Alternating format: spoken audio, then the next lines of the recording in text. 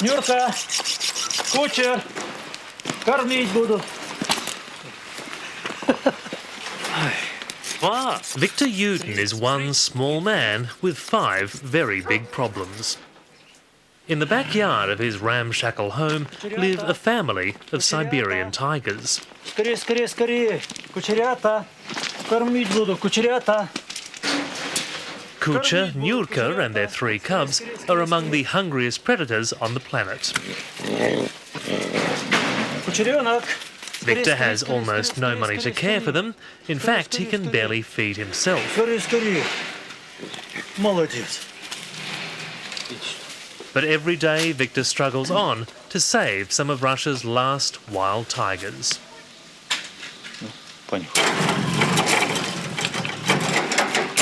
Пойдем, корми. Заходи, кормить буду. Заходи, заходи, заходи, кормить буду, заходи. А тигр, ну, как бы президент всего этого, он руководит. Хотя, ну, не своими указами и какими-то постановлениями, а именно своими действиями, своим присутствием. И потеря тигра, это, конечно, будет катастрофа в целом.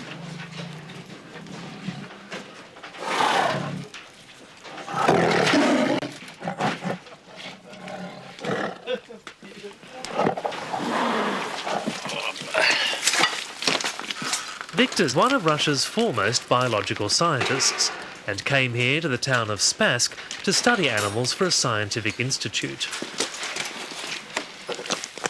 The state has since cut all funding for the institute, leaving him stranded with no money to keep the animals. He now feeds these endangered tigers with meat he scrounges from a nearby village. Откуда? Тифам.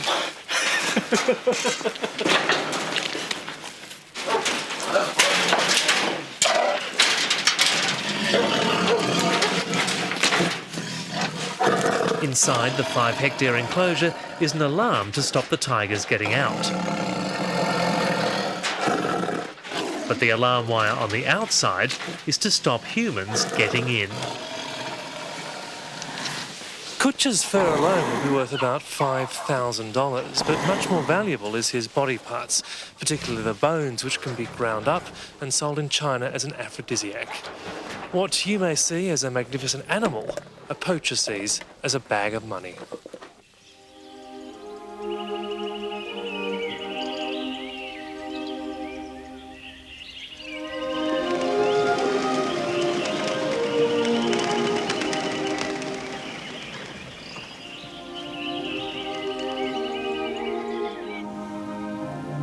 The Siberian tiger, known in Russian as the Amursky, once roamed throughout the vast birch forest of Russia's Far East.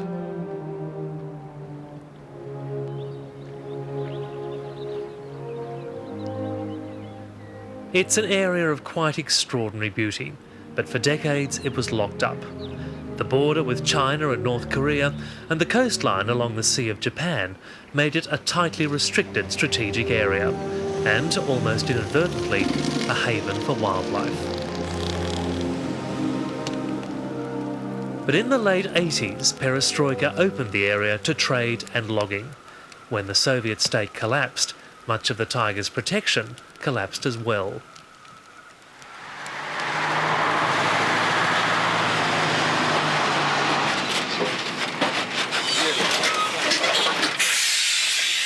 Today, 26 poorly paid rangers are all that stand between the tigers and the poachers. These timber trucks skirt the Sikhote-Alin, a 4,000-kilometre reserve that is the centre of the tigers' remaining hunting ground. All the forest guards can do is concentrate their searches on the roads around it.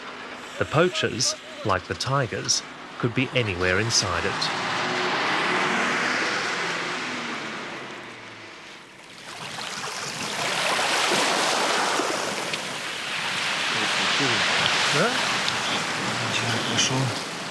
Это сколько след? Это, наверное, вчерашний след, старый след. Like most rangers, Volodya works more from dedication than for money. State funding barely covers his wage of $50 a month. He's even had to provide his own gun. Times are so hard, one ranger was caught poaching. Был один такой случай, но это уже как недобросовестность самого рейнджера, лесника. Такое бывает, потому что часто это толкает то, что довольно-таки у нас низкая зарплата, а жить надо на что-то. Ну, это очень редко. Это зависит от добропорядочности самого человека. On this day, Volodya is scanning the 22 kilometres of coastline along the reserve. Some poaching is by highly organised gangs using boats or four-wheel drives, but most poachers are more likely to be desperate locals, and those small-time poachers could be doing even more harm than the gangs.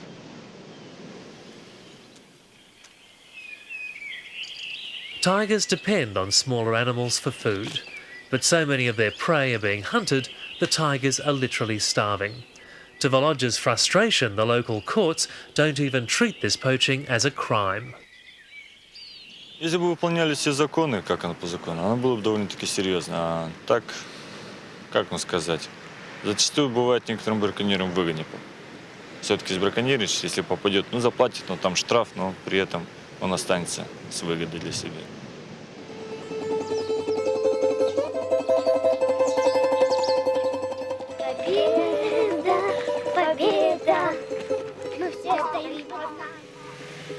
Trapping has always been an accepted practice in the Far East. The village of Ternei, on the edge of the Sikhote-Alin reserve, was once a base for sable, elk and boar hunters. Now many hunters like Danill Rogotovsky have become forest guards, but even he believes some tigers may have to be shot. In recent years, he's seen starving tigers come closer to the village in search of food. Livestock have disappeared. Some people have had close brushes. Там деньги какие-то и все такое. Я вот нынче 3 раза видел его. Один раз пришлось даже выстрелить, чтобы собаку защитить. Она шла на его в атаку. Вот.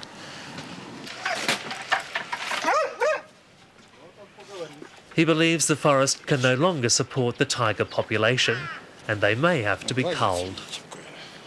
Я не против тигра. Вот. Но кормовую базу там настолько подорвали, что и бороться очень трудно, понимаете? Я даже не могу... Охотился в таких участках, где им просто нечего взять. Они даже вот идут, у меня эти консервные банки с тухлой рыбой в капканах, ну, на соболя. Они приходят и достают туда же банку, понимаете? So do you think hunters should be able to shoot some of the tigers to keep the numbers down? Ну, вот это надо знать, численность. Если 400, как они говорят, то надо понижать. Потому что до предела.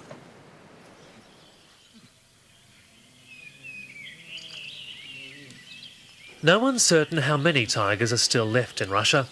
Estimates range from as many as 450 to fewer than 300.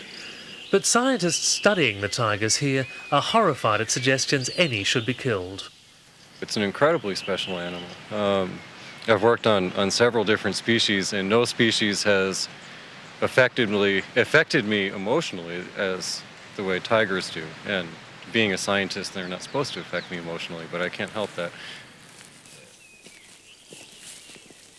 John Goodrich and his partner Linda Curley have spent 2 years tracking tigers through the Sikhote-Alin reserve.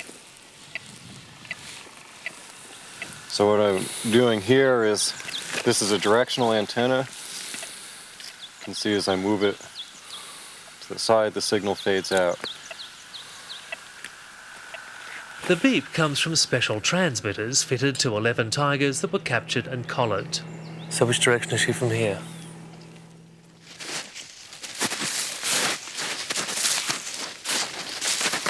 Within minutes of leaving the road, they had located a roaming tiger. Okay, right now we've got the signal of Dale. He's our largest male tiger with a radio collar. When we caught him in November of '95, he weighed 450 pounds.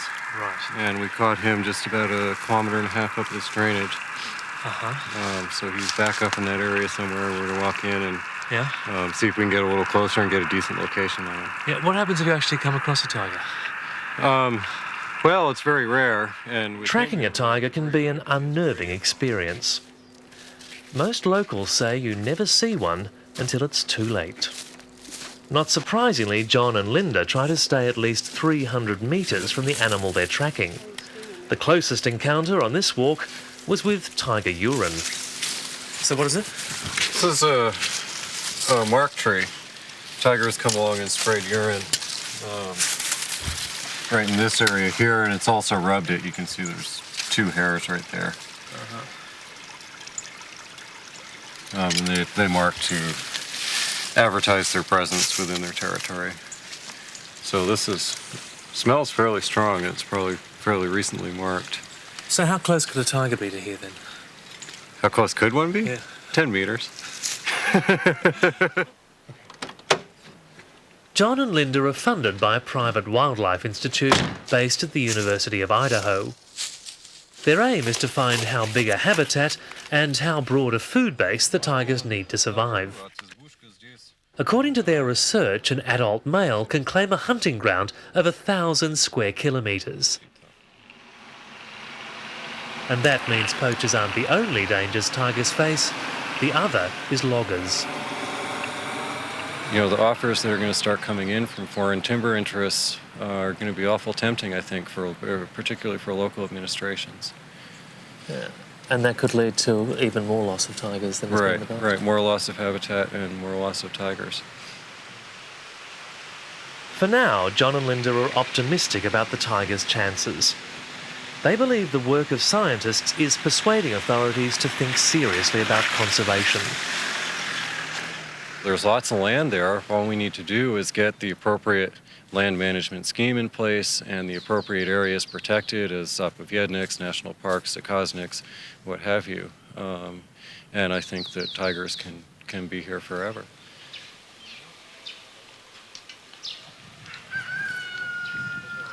The mother of Kucha and Yuka was one of the tigers John's colleagues were tracking. She was shot by poachers when they were still cubs. The American research project brought them to Victor. It's given him some badly needed help to care for them and their offspring. Ложная тревога. But lately, Victor has fallen out with the American researchers. He doesn't share their confidence about the tigers' chances and believes their number may have halved since Perestroika. Я участвовал в организации учета по 2 районам, Спасский и Черниговский. Было 5 тигров, постоянно живущих в Спасском районе, вот зимой 95-96 года. И 3 тигра было постоянно живущих в Черниговском районе, это соседние районы. В этом году в Черниговском районе ни одного следа нет, а в Спасском районе, если 3 есть, то слава богу. Откуда же их стало много? Их стало в 2 раза меньше. Появились белые пятна в ареале. А мы говорим, что надо стрелять их, регулировать. Ну это же грубейшая ошибка. Но мы сами под собой рубим сук. Victor believes premature claims of tiger recovery have made the world complacent about their У нас plight. в Австралии есть... While he cares for them and studies them, he doesn't get paid enough to buy food for his family. He and his wife Lena, who was also a scientist, survive by growing potatoes and cabbages. И что мы должны делать? They can't even go back to their normal home in Vladivostok. No one else would look after the animals. Ну, к тиграм отношение так же, как и к нам. Отношение такое. Ждут, как бы чего хорошего случилось, чтобы повеселиться. Вот и все. Но постоянно распускают слухи, что то тигр сбежал, то тигр корову задавил, то тигренок сдох, то там еще что-то. Ну, в общем-то, этим занимается 1-2 человека на потеху деревни. First, if you like tigers and you want them to be here in the future, tell your friends, tell everybody you know that if you see a tiger, leave it alone. You don't need to shoot it. Part of John and Linda's work is to try to change community attitudes. At the village school in Ternei, they try to instill a love of tigers among children who may grow up to be hunters. There's no doubt the children are convinced, but it may take a whole generation before everyone sees tigers as a greater resource alive than dead.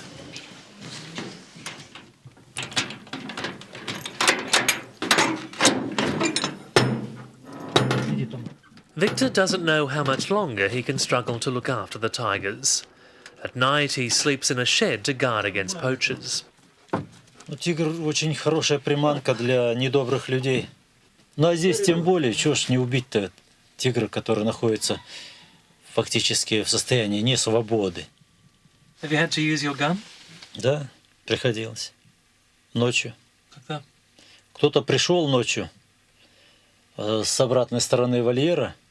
Ну, собаки почувствовали и показали мне, где люди. Я стрелял туда, но никто не жаловался. Очевидно, я промахнулся.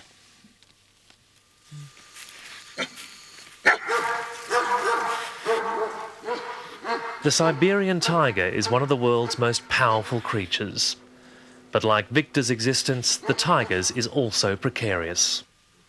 Loss of habitat, the lawlessness of the Wild East, and extensive poaching have combined to put their future at risk.